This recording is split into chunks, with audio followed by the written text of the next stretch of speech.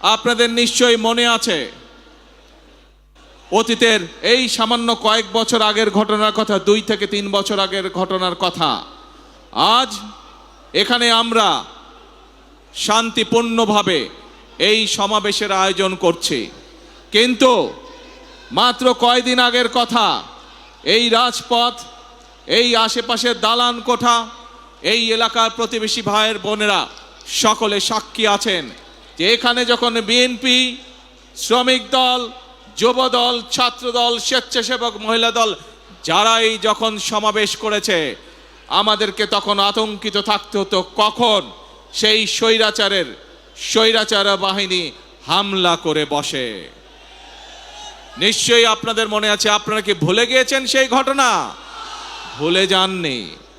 এবং আজ থেকে 2 বছর আগের ঘটনা, প্রায় 2024 সালের 5ই আগস্ট বাংলাদেশের মানুষ স্বৈরাচারকে ছাত্র জনতার আন্দোলনের মাধ্যমে বিদায় করে দিয়েছে এই দেশ থেকে। জনাব তারেক রহমান বক্তব্য নিয়ে আসছেন। ওই নেতা আছে, ওই নেতা আছে,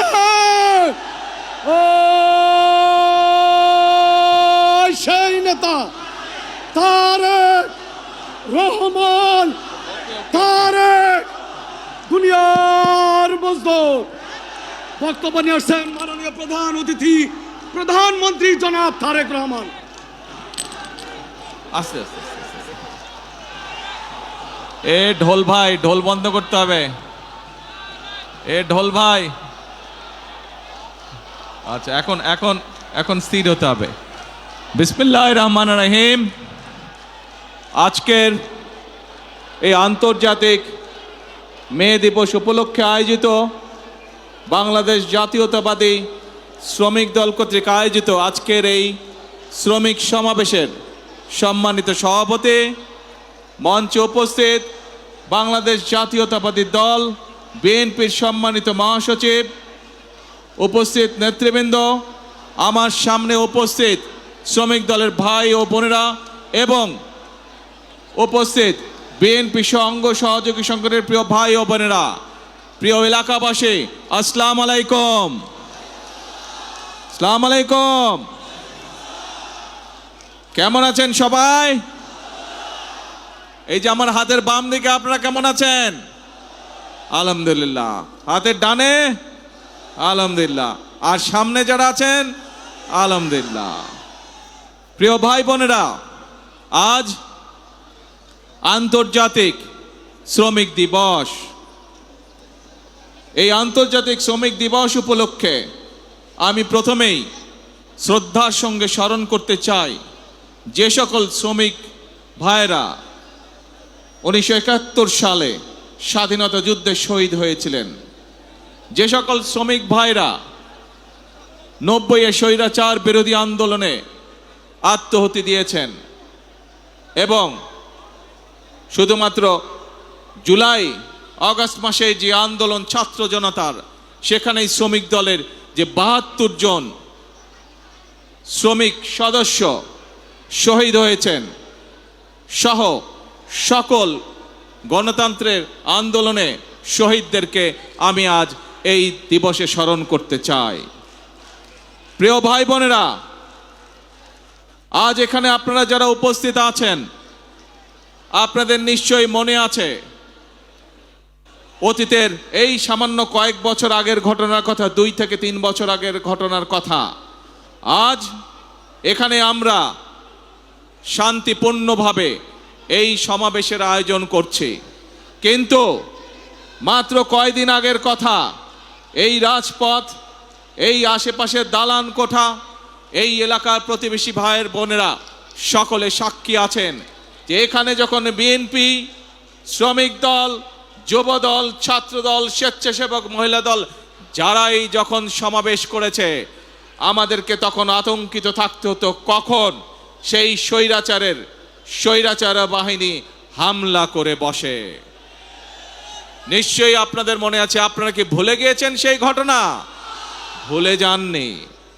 এবং আজ থেকে 2 বছর আগের ঘটনা, প্রায় 2024 সালের 5ই আগস্ট বাংলাদেশের মানুষ স্বৈরাচারকে ছাত্র জনতার আন্দোলনের মাধ্যমে বিদায় করে দিয়েছে এই দেশ থেকে। প্রিয় ভাই বোনেরা, সেই স্বৈরাচারের বিগত প্রায় 1 যুগের বেশি সময় আমরা কি দেখেছি? আমরা দেখেছি শুধু যে শ্রমিককে তার অধিকার থেকে বঞ্চিত করা হয়েছে তা নয়, শুধু যে ছাত্রদেরকে তাদের অধিকার থেকে বঞ্চিত করা হয়েছে তা নয়, শুধু যে শিক্ষকদেরকে তাদের অধিকার থেকে বঞ্চিত করা হয়েছে তা নয়, শুধু যে নারীদেরকে তাদের অধিকার থেকে বঞ্চিত করা হয়েছে তা নয়, এই দেশের প্রত্যেকটি খেটে খাওয়া মানুষকে তার অধিকার থেকে বঞ্চিত করা হয়েছে। এই দেশের মানুষের রাজনৈতিক অধিকার থেকে দেশের মানুষকে বঞ্চিত করা হয়েছে।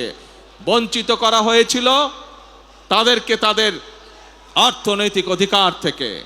প্রিয় ভাই বোনেরা, সেজন্যই এই দেশের মানুষ এই দেশ থেকে ছাত্র জনতা ঐক্যবদ্ধভাবে একত্রিত হয়ে গণ অভ্যুত্থানের মাধ্যমে স্বৈরাচারকে বিদায় করেছে এই দেশ থেকে। আমরা দেখেছি স্বৈরাচারের সময় কিভাবে দেশের অর্থনীতিকে লুটপাটের মাধ্যমে ধ্বংস করে দেওয়া হয়েছিল। আমরা দেখেছি কিভাবে দেশের শিল্প কলকারখানাগুলোকে ধীরে ধীরে বন্ধ করে দেওয়া হয়েছিল এবং এক পর্যায়ে গিয়ে ধ্বংস করে দেওয়া হয়েছিল, এবং বিদেশি জিনিসকে কিভাবে এই দেশে আমদানি নির্ভর করে হয়েছিল, এই দেশের পুরো অর্থনীতিকে কিভাবে ধীরে ধীরে আমদানি নির্ভর করে গড়ে তোলা হয়েছিল। আমরা দেখেছি কিভাবে স্বৈরাচারের সময় এই দেশ থেকে এই দেশের শিক্ষা ব্যবস্থাকে ধ্বংস করে দেওয়া হয়েছিল। আমরা দেখেছি এই দেশের স্বাস্থ্য ব্যবস্থাকে স্বৈরাচারের 1 যুগ সময় কিভাবে ধ্বংস করে দেওয়া হয়েছিল।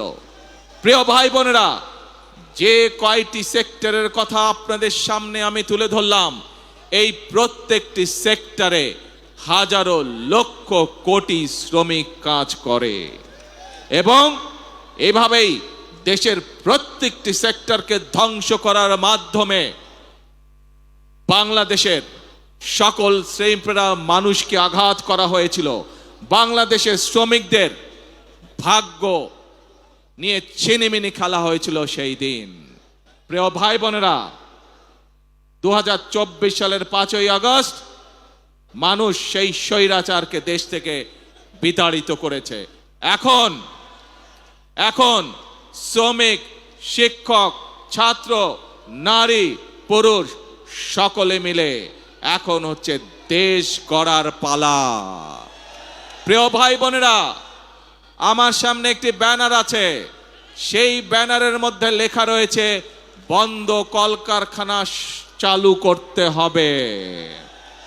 প্রিয় ভাই বোনেরা, বর্তমান সরকার বিএনপি সরকার, জনগণের ভোটে নির্বাচিত সরকার, এবং সেই জন্যই সরকার গঠিত হওয়ার পরে সাথে সাথেই আমি সংশ্লিষ্ট ব্যক্তিবর্গকে সাথে নিয়ে বসেছি এবং নির্দেশনা দিয়েছি, এবং আপনারা জানলে খুশি হবেন, এই সপ্তাহে গত 1 মাস আগে আমি নির্দেশনা দিয়েছি যে কিভাবে আমরা কত দ্রুত আমরা বন্ধ কলকারখানা কোনটি চালু করতে পারবো, যাতে আবার সেই সকল শ্রমিক যারা কর্মসংস্থান হারিয়ে বেকার হয়ে গিয়েছিল সেই সকল শ্রমিকের কর্মের ব্যবস্থা আমরা করতে পারি। সেই মিটিংটি এই সপ্তাহে আবার নির্ধারিত হয়েছে। ইনশাআল্লাহ বাংলাদেশের অনেকগুলো কলকারখানা যেগুলো বন্ধ হয়ে গিয়েছে বিগত বছরগুলোতে, পর্যায়ক্রমিকভাবে আমরা সেই কলকারখানাগুলোকে আবার চালু করার উদ্যোগ গ্রহণ করেছি। প্রিয় ভাই বোনেরা, শুধু এই বন্ধ কলকারখানা চালু হলেই সকল শ্রমিকের কর্মসংস্থানের ব্যবস্থা হবে না, আমরা জানি। এই শ্রমিকদের পাশাপাশি আরো বহু লক্ষ, হাজারো লক্ষ বেকার এখন এই দেশে রয়ে গিয়েছে, যাদের জন্য দেশে আমাদের কর্মসংস্থানের ব্যবস্থা করতে হবে, যাদের জন্য একই সাথে আমাদেরকে বিদেশেও কর্মসংস্থানের ব্যবস্থা করতে হবে। এবং সেই জন্যই আমরা বিদেশি বিনিয়োগকারী সহ দেশীয় বিনিয়োগকারীদের সাথে এরই ভিতরে আলাপ আলোচনা শুরু করেছি। আমরা তাদেরকে উৎসাহ প্রদান করছি, আমরা তাদের বিভিন্ন সমস্যা সমাধানের চেষ্টা করছি, যাতে করে সে বিনিয়োগকারীরা সে দেশেই হোক অথবা বিদেশি হোক এই দেশে কলকারখানা তৈরি করে। কারণ আমরা জানি এই দেশে কলকারখানা তৈরি হলে এই দেশের শ্রমিকরা কর্মসংস্থানের সুযোগ হবে তাদের। আমরা জানি শ্রমিকরা যদি ভালো থাকে তাহলে বাংলাদেশ ভালো থাকবে। আমরা জানি কৃষকরা যদি ভালো থাকে তাহলে এই বাংলাদেশ ভালো থাকবে। অর্থাৎ সাধারণ খেটে খাওয়া মানুষ যখন ভালো থাকবে তখনই এই দেশ বাংলাদেশ ভালো থাকবে। এবং সেই জন্যই প্রিয় ভাই বোনেরা, আপনারা দেখেছেন, আমরা জানি, আমরা বিষয়টি সম্পর্কে ওয়াকিফাল আছি। এইখানে রাস্তা, ঢাকা শহরের বিভিন্ন রাস্তায় আপনারা দেখেছেন হকার ভাইরা ছিল, কিন্তু যানজট সহ সাধারণ মানুষের চলাফেরার অসুবিধার জন্য আমরা হকার ভাইদেরকে সরিয়ে দিয়েছি। কিন্তু আমরা এটাও বুঝি তারাও মানুষ, তাদেরও পরিবার আছে, তাদেরকেও চলতে হবে, খেয়ে পড়ে তাদেরকেও বাঁচতে হবে। সেজন্যই আমি সংশ্লিষ্ট কর্তৃপক্ষকে সাথে সাথে নির্দেশনা দিয়েছি যে হকার উচ্ছেদ করলে শুধু হবে না, এই মানুষগুলো যাতে খেয়ে পড়ে বাঁচতে পারে, কর্মসংস্থান মানে ব্যবসা করতে পারে, তারও ব্যবস্থা করতে হবে। এবং আপনারা দেখেছেন এরই মধ্যে তার প্রক্রিয়া শুরু হয়েছে। আমরা জানি সকলকে হয়তো একসাথে আমরা ব্যবস্থা করে দিতে পারবো না, পর্যায়ক্রমিকভাবে আমরা ব্যবস্থা করব, কিন্তু ইনশাল্লাহ আপনাদের নির্বাচিত সরকার অবশ্যই খেটে খাওয়া মানুষের কর্মসংস্থানের ব্যবস্থা করবে। এবং সে কারণেই আপনারা দেখেছেন গতকাল থেকে উত্তর মহানগরী এবং দক্ষিণ মহানগরীতে এই প্রক্রিয়া শুরু হয়ে গিয়েছে। আমরা পর্যায়ক্রমিকভাবে যারা হকার ভাই তাদেরকে তারা যাতে শান্তিতে ব্যবসা বাণিজ্য করতে হয়, কোনো রকম বিশৃঙ্খলার মধ্যে যাতে তাদেরকে পড়তে না হয়, সেই জন্য বিভিন্ন জায়গা ঠিক করে তাদেরকে ধীরে ধীরে সেই জায়গায় আমরা পুনর্বাসনের চেষ্টা করছি। প্রিয় ভাই বোনেরা,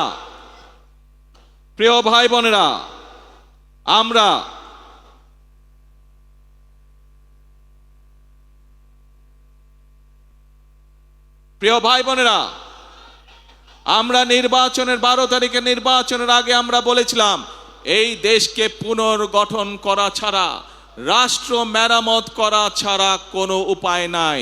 এবং শুধুমাত্র নির্বাচনের আগে নয়, আপনাদের নিশ্চয়ই কম বেশি সকলের মনে আছে, আমরা আজ থেকে প্রায় 2.5 বছর 3 বছর আগে বাংলাদেশের প্রত্যেকটি সেক্টরকে কিভাবে রাষ্ট্র পুনর্মেরামত করা যায়, কিভাবে সংস্কার করা যায়, তার প্রত্যেকটি 31 দফা আমরা জনগণের সামনে, দেশের মানুষের সামনে উপস্থাপন করেছিলাম। মনে আছে আপনাদের? মনে আছে। সেখানে আমরা কৃষকদের কথা বলেছি, সেখানে আমরা শ্রমিক ভাইদের কথা বলেছি, সেখানে আমরা ছাত্রদের কথা বলেছি, সেখানে আমরা নারীদের কথা বলেছি, আমরা প্রত্যেকটি শ্রেণী পেশা মানুষের কথা সেদিন আমরা সেখানে বলেছি। কারণ একটু আগেই যেই কথাটি আমি বলেছি যে এই দেশের শ্রমিক ভাইরা বাঁচলে এই দেশের মানুষ সব ভালো থাকবে, এই দেশের শ্রমিকরা বাঁচলে, কৃষকরা বাঁচলে এই দেশের মানুষ ভালো থাকবে। সেজন্যই আমরা কৃষক ভাই সহ, শ্রমিক ভাই সহ, ছাত্র জনতা প্রত্যেকটি মানুষের জন্য এই সরকার কি করতে চায় তার পূর্ণ বিবরণ আমরা আমাদের 31 দফার মধ্যে তুলে ধরেছি। এবং প্রিয় ভাই বোনেরা, আমরা সেজন্য নির্বাচনের আগে বলেছিলাম যে আমরা শ্রেণী পেশা যাদেরকে যেই প্রতিশ্রুতি আমরা দিয়েছি সেই প্রতিশ্রুতি অনুযায়ী আমরা সরকার গঠনে সক্ষম হলে কাজ শুরু করব। এবং আপনারা দেখেছেন আমরা দ্রুততার সাথে সরকার গঠন করার সাথে সাথে আমরা আমাদের প্রতিশ্রুতির কাজগুলো শুরু করেছি। প্রিয় ভাই বোনেরা, নারীদের জন্য যে ফ্যামিলি কার্ডের কথা আমরা বলেছি, এই ফ্যামিলি কার্ড আমার শ্রমিক ভাইয়ের যে স্ত্রীরা আছেন তারা পাবেন। এই ফ্যামিলি কার্ড আমাদের কৃষক ভাইদের যে স্ত্রীরা আছেন তারা পাবেন। একইভাবে আমাদের প্রাইমারি শিক্ষক যারা আছেন তাদের স্ত্রীরা পাবেন। অর্থাৎ এইটি সকলের কাছে ধীরে ধীরে সকল পরিবারের কাছে পৌঁছবে। শ্রমিক ভাইরা যেরকম একদিকে কলে কারখানায় পরিশ্রম করে, কলকারখানাকে পরিশ্রম করে যেরকম দেশের অর্থনীতিকে মজবুত করে গড়ে তুলতে সহযোগিতা করবেন, একইভাবে রাষ্ট্র তার পরিবারের পাশে দাঁড়াবে যাতে তাকে পরিবারকে নিয়ে দুশ্চিন্তা করতে না হয়। একইভাবে আমরা ধীরে ধীরে দেশের শিক্ষা ব্যবস্থাকে গড়ে তুলতে চাই, যাতে করে খেটে খাওয়া মানুষের সন্তানদেরকে লেখাপড়া নিয়ে চিন্তা করতে না হয় তাদের সন্তানদের জন্য। প্রিয় ভাই বোনেরা, একইভাবে আপনারা দেখেছেন আমরা কৃষক ভাইদের পাশে দাঁড়িয়েছি। কৃষক ভাইদের 10,000 টাকা পর্যন্ত কৃষি ঋণ আমরা মৌকুফ করে বলেছিলাম, সেই কৃষি ঋণও আমরা মৌকুফ করেছি। প্রিয় ভাই বোনেরা, আমরা শুধু কৃষক ভাইদের কৃষি ঋণই মৌকুফ করিনি, আমরা একই সাথে বলেছিলাম যে তাদেরকে আমরা কৃষক কার্ড দেব। সেই কৃষক কার্ড দেওয়ার কাজও আমরা প্রিয় ভাই বোনেরা শুরু করেছি। প্রিয় ভাই বোনেরা, আমরা বলেছিলাম এই দেশের আমাদের যে পরবর্তী প্রজন্ম আছে তাদের ভেতর থেকে আমরা পেশাদার খেলোয়াড় তৈরি করতে চাই। আজ কৃষক পরিবারের সদস্য হোক, শ্রমিক পরিবারের সদস্য হোক, শিক্ষক পরিবারের সদস্য হোক, এইরকম হাজারো পরিবারের সদস্যদের সন্তানরা আছে যারা খেলাধুলায় ভালো। আমরা আমাদের সেই খেলোয়াড়দেরকে বের করে নিয়ে আসতে চাই, তাদেরকে আমরা প্রশিক্ষণ দিতে চাই এবং একই সাথে প্রশিক্ষণ দেওয়ার মাধ্যমে আমরা আন্তর্জাতিক পর্যায়ে আমাদের খেলোয়াড়দেরকে তুলে ধরতে চাই। এবং তারই অংশ হিসাবে শহীদ রাষ্ট্রপতি জিয়াউর রহমান যেমন এই দেশের শিশুদের ভিতর থেকে যারা প্রতিভাবান তাদেরকে যেভাবে উনি নতুন কুড়ির মাধ্যমে, নতুন কুড়ি প্রতিযোগিতার মাধ্যমে ধীরে ধীরে বের করে নিয়ে এসেছিলেন, আমরাও ঠিক সেই কাজটি শুরু করেছি। নতুন কুড়ি প্রতিযোগিতার মাধ্যমে আমাদের আগামী প্রজন্মের ভিতরে কারা ভালো খেলোয়াড় আছে তাদেরকে বের করে নিয়ে আসবো। প্রিয় ভাই বোনেরা, আপনারা শুনলে খুশি হবেন, ইনশাআল্লাহ আল্লাহর রহমতে আগামীকাল থেকে আনুষ্ঠানিকভাবে আমরা এই কাজটি শুরু করতে যাচ্ছি। প্রিয় ভাই বোনেরা, শ্রমিক বলুন, কৃষক বলুন, নারী বলুন, যুবক বলুন, যার কথাই বলুন না কেন, আমাদের দেশের অধিকাংশ মানুষ এখনো গ্রামে বসবাস করে। এই গ্রামের মানুষ সঠিক সময়, প্রয়োজনের সময় তারা বিভিন্ন কাজেই হোক, কৃষি কাজই হোক অথবা তাদের ব্যক্তিগত কারণ ব্যক্তিগত কাজই হোক, পানি পায় না। যে পানির অপর নাম জীবন, সেই পানি তারা সঠিকভাবে পায় না। সেজন্যই আপনারা দেখেছেন শহীদ জিয়ার সেই বিখ্যাত কর্মসূচি খাল খনন আমরা শুরু করেছি। যেই খাল খননের মাধ্যমে কৃষক ভাইদেরকে যেমন পানির সুবিধা, সেচ সুবিধা পৌঁছে দেব আমরা, ঠিক একইভাবে গ্রামের মানুষ যাতে সহজেই পানির চাহিদা পূরণ করতে পারে, সেটি অন্যতম কারণ এই খাল খনন। এর মাধ্যমে কৃষক ভাইরা যেমন সুবিধা পাবে, একইভাবে গ্রামের খেটে খাওয়া সাধারণ মানুষও সেইভাবে একইভাবে সুবিধা পাবে। উপস্থিত প্রিয় ভাই বোনেরা, আজ আমাদেরকে একটি সময় এসেছে যখন আমাদেরকে ঐক্যবদ্ধ হতে হবে। আজ যে কথাগুলো আপনাদের সামনে আমি তুলে ধরলাম, এই মোতাবেক যদি আমরা ধীরে ধীরে দেশকে এগিয়ে নিতে পারি, যদি আমরা এগিয়ে নিতে পারি, তাহলেই আমাদের পক্ষে সম্ভব কৃষক, শ্রমিক, ছাত্র, জনতা সকলের ভাগ্য পরিবর্তন। এবং এই মানুষগুলোর ভাগ্য পরিবর্তন হলেই দেশের ভাগ্যের পরিবর্তন একমাত্র সম্ভব। প্রিয় ভাই বোনেরা, বাংলাদেশের মানুষ 12 তারিখ থেকে আবারও সেই হারিয়ে যাওয়া গণতান্ত্রিক যাত্রা শুরু করেছে। আমরা অতীতে দেখেছি প্রিয় ভাই বোনেরা, যখনই বাংলাদেশ গণতন্ত্রের পক্ষে যাত্রা করেছে, আমরা দেখেছি ধীরে ধীরে এই দেশে মিল কলকারখানা গড়ে উঠেছে।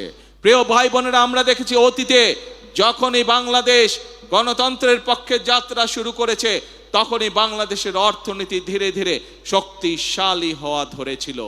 প্রিয় ভাই বোনেরা, আমরা দেখেছি যখনই বাংলাদেশ গণতন্ত্রের পক্ষে যাত্রা শুরু করেছিল, তখনই আমরা দেখেছি এই দেশের শিক্ষা ব্যবস্থাগুলোতে সুন্দরভাবে ধীরে ধীরে শিক্ষার পরিবেশ ফিরে এসেছে। প্রিয় ভাই বোনেরা, বাংলাদেশ যখনই গণতন্ত্রের পক্ষে যাত্রা শুরু করেছে, গণতন্ত্রের পথে যাত্রা শুরু করেছে, আমরা দেখেছি ধীরে ধীরে বাংলাদেশ দেশনেত্রী খালেদা জিয়ার নেতৃত্বে বিশ্ব দরবারে এমার্জিং টাইগারের খেতাবে ভূষিত হয়েছিল। কিন্তু প্রিয় ভাই বোনেরা, বাংলাদেশ যখনই গণতন্ত্রের পথে যাত্রা শুরু করে কিছু মহলের সেটি পছন্দ নয়, এবং সেই সকল মহল যারা চায় না বাংলাদেশের মানুষ তার ভাগ্য পরিবর্তনের জন্য পরিশ্রম শুরু করুক, যারা চায় না বাংলাদেশ পৃথিবীর সাথে পাল্লা দিয়ে সামনে এগিয়ে যাক, সেই মহল ষড়যন্ত্র শুরু করে অতীতের মতন।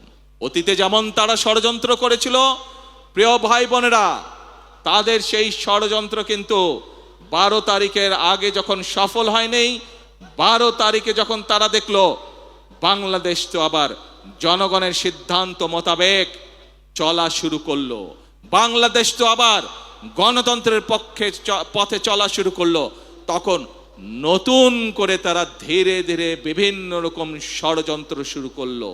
তারা চেষ্টা করছে এখন বিশ্ব দরবারে প্রথমে বাংলাদেশকে বিতর্কিত একটি অবস্থানে নিয়ে যাওয়ার জন্য। তারা চেষ্টা করছে বিশ্ব দরবারে বাংলাদেশ যাতে বন্ধুহীন হয়ে পড়ে, কিন্তু বিশ্ব দরবার দেখছে বর্তমান সরকারের পেছনে বাংলাদেশের মানুষের জনগণের সমর্থন রয়েছে। বিশ্ব দরবার দেখছে বর্তমানে বাংলাদেশের যে সরকার, এই সরকার জনগণ দ্বারা গঠিত সরকার। বিশ্ব দরবার দেখছে বর্তমান যে বাংলাদেশ পরিচালিত হচ্ছে যেই সরকার দ্বারা, যেই সংসদ দ্বারা, এই সংসদ, এই সরকার জনগণের দ্বারা গঠিত সংসদ, জনগণের দ্বারা গঠিত সরকার। সেজন্যই বিশ্ব দরবার তাদের কথায় কর্ণপাত করছে না, বরং বিশ্ব দরবার জনগণের যে নির্বাচিত প্রতিনিধি, জনগণের যে নির্বাচিত সরকার, তাদের সাথে কথা বলছে কিভাবে তারা এই দেশে বিনিয়োগ করবে, কিভাবে তারা এই দেশে শ্রমিকদের ভাগ্য পরিবর্তনে সহায়তা করবে, কিভাবে তারা এই দেশের মানুষের ভাগ্য পরিবর্তনে সাহায্য করবে।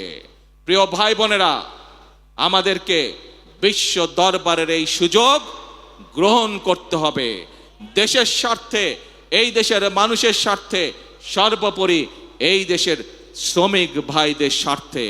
সেজন্যই আজকে আমাদেরকে চোখ কান সব খোলা রাখতে হবে। যারা দেশকে বিতর্কিত পর্যায়ে নিতে চায়, যারা দেশে অরাজকতা সৃষ্টি করতে চায়, এরকম যদি কেউ থাকে, তাহলে শ্রমিক ভাই সহ প্রতিটি দেশের প্রতিটি বাংলাদেশি প্রতিটি মানুষের কাছে আমার আহ্বান থাকবে, আপনাদেরকে সজাগ হতে হবে, আপনাদেরকে সতর্ক হতে হবে, আপনাদেরকে জেগে উঠতে হবে, আপনাদেরকে তাদের ষড়যন্ত্র প্রতিহত করতে হবে, জবাব দিতে হবে, যেভাবে আমরা স্বৈরাচারকে 17 বছর ধরে জবাব দিয়েছিলাম। প্রিয় ভাই বোনেরা, কথা একটাই, কাজ একটাই, সেটি হচ্ছে দেশ গড়া। এবং সেই জন্যই শ্রমিকরা কেউ কারখানায় কাজ করেন, কেউ ইমারত নির্মাণ করেন, কেউ জুট মিলে কাজ করেন, কেউ পোশাক শিল্পে কাজ করেন। আজ এই সকল শ্রমিক, কেউ হয়তো রেস্টুরেন্টে কাজ করেন, কেউ হয়তো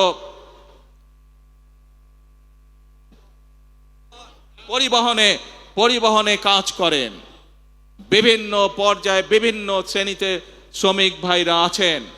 আজ সেই শ্রমিক ভাই সকলের উদ্দেশ্যে আমি বলতে চাই, আপনারা যেমন বিভিন্ন সেক্টরে কাজ করেন, আপনাদের খাতায় আমি আমার নামটি লেখাতে চাই একজন শ্রমিক হিসাবে।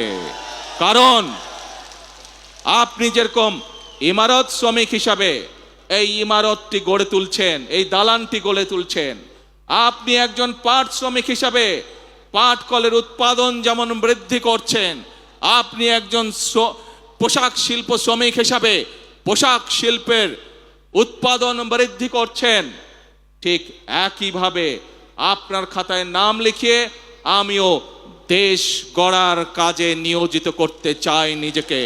সেই জন্য আমি মনে করি, এবং একই সাথে আমি মন্ত্রী পরিষদের সকল সদস্যের নাম শ্রমিক হিসাবে অন্তর্ভুক্ত করতে চাই। কারণ আপনারা যেমন এক একটি জিনিস গড়ে তুলছেন, আমরা আপনাদের পাশে থেকে দেশ গড়ার কাজে হাত দিতে চাই, দেশকে গড়তে চাই।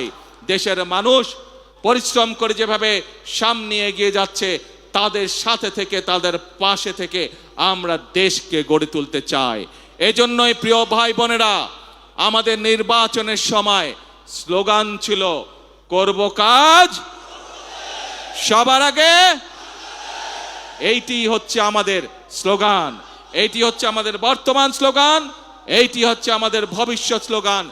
যেই স্লোগানের বলে বলিয়ান হয়ে ইনশাআল্লাহ আমরা এই প্রিয় মাতৃভূমিকে আমাদের প্রত্যাশিত বাংলাদেশ হিসেবে গড়ে তুলতে পারব।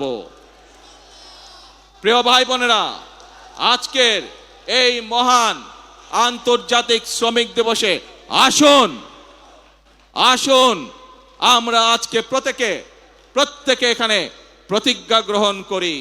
আমরা আজকে এখানে প্রত্যেকে শপথ গ্রহণ করি যে যেই বাংলাদেশের প্রত্যাশা প্রত্যেকটি নারী পুরুষ প্রত্যেকটি মানুষের মনে রয়েছে, সেই প্রত্যাশিত বাংলাদেশ গড়ে তোলার জন্য আসুন আমরা প্রত্যেকে এক একজন শ্রমিক হিসাবে, দেশ গড়ার শ্রমিক হিসাবে আমরা নিজেদেরকে প্রস্তুত করব। আমরা প্রত্যেকে এক একজন দেশ গড়ার শ্রমিক হিসাবে আমাদের জীবনের বাকি দিনগুলোকে আমরা অতিবাহিত করব। কে ভাইরা, আমরা কি এই প্রতিজ্ঞা গ্রহণ করতে পারে? আমার সাথে আছেন আপনারা দেশ গড়ায়? দেশ গড়ার শ্রমিক হিসাবে কি আপনারা নাম লেখাতে রাজি আছেন? আলহামদুলিল্লাহ। প্রিয় ভাই বোনেরা, মনে রাখতে হবে শহীদ রাষ্ট্রপতি জিয়াউর রহমানের সেই একটি কথা, প্রথম বাংলাদেশ আমার, শেষ বাংলাদেশ। জীবন বাংলাদেশ আমার, মরণ বাংলাদেশ। আসুন এই বাংলাদেশই আমাদের প্রথম ঠিকানা, এই বাংলাদেশই আমাদের শেষ ঠিকানা। এটিই হোক আমাদের প্রথম এবং শেষ ঠিকানা। আজ আবারও দেশ গড়ার প্রত্যয় ব্যক্ত করে, দেশ গড়ার শপথ ব্যক্ত করে আমি আমার বক্তব্য শেষ করছি। বক্তব্য শেষ করার আগে আমি কতগুলো মানুষকে যদি শ্রদ্ধা না জানাই, ধন্যবাদ না জানাই, সেটি হবে অন্যায়। প্রিয় ভাই বোনেরা, আমার বক্তব্যের মধ্যেই আমি বলেছি, এই রাজপথ এবং এই বিল্ডিং এ বসবাসকারী যে সকল প্রতিবেশী আছেন, বিগত স্বৈরাচার বিরোধী এক যুগেরও বেশি সময় যে আন্দোলন সংগঠিত হয়েছে, বিভিন্ন সময় আমরা এই রাস্তার উপরে চেষ্টা করেছি আমাদের কথাগুলো জনগণের সামনে তুলে ধরতে, এবং আমরা সেই সময় দেখেছি কিভাবে সেই স্বৈরাচারী বাহিনী আমাদের নেতাকর্মীদের উপরে অত্যাচার করেছে, নির্যাতন করেছে, গুলিগলাজ করেছে। কিভাবে আমাদের এই অফিস, এই পল্টন অফিসে তারা কিভাবে হামলা করেছিল, কিভাবে গুলিবর্ষণ করেছিল। আমাদের সেই আন্দোলনের সময় আমাদের বহু নেতাকর্মীকে এই প্রতিবেশীরা সেদিন বিভিন্নভাবে সহযোগিতা করেছেন, সাহায্য করেছেন। আমাদের এই আন্দোলনের সময় যে সকল এখানে অত্যাচার নির্যাতন হয়েছিল, তার ফলে এই মানুষগুলো অনেক কষ্ট ভোগ করেছিলেন। আমি আজ এখানে বসবাসকারী যে সকল প্রতিবেশী আছেন, আমাদের বিভিন্ন দোকানপাট থেকে শুরু করে বিভিন্ন অ্যাপার্টমেন্টের যে সকল প্রতিবেশী আছেন, তাদেরকে আমি, আমাদের নেতাকর্মীদেরকে বিভিন্ন সময় সাহায্য সহযোগিতা করার জন্য আমি আন্তরিকভাবে দলের পক্ষ থেকে তাদেরকে আন্তরিকভাবে ধন্যবাদ জানাই। প্রিয় ভাই বোনেরা, আসুন শ্রমিক দিবসে আমাদের সেই হোক প্রতিজ্ঞা। কি প্রতিজ্ঞা মনে আছে? প্রথম বাংলাদেশ আমার, শেষ বাংলাদেশ।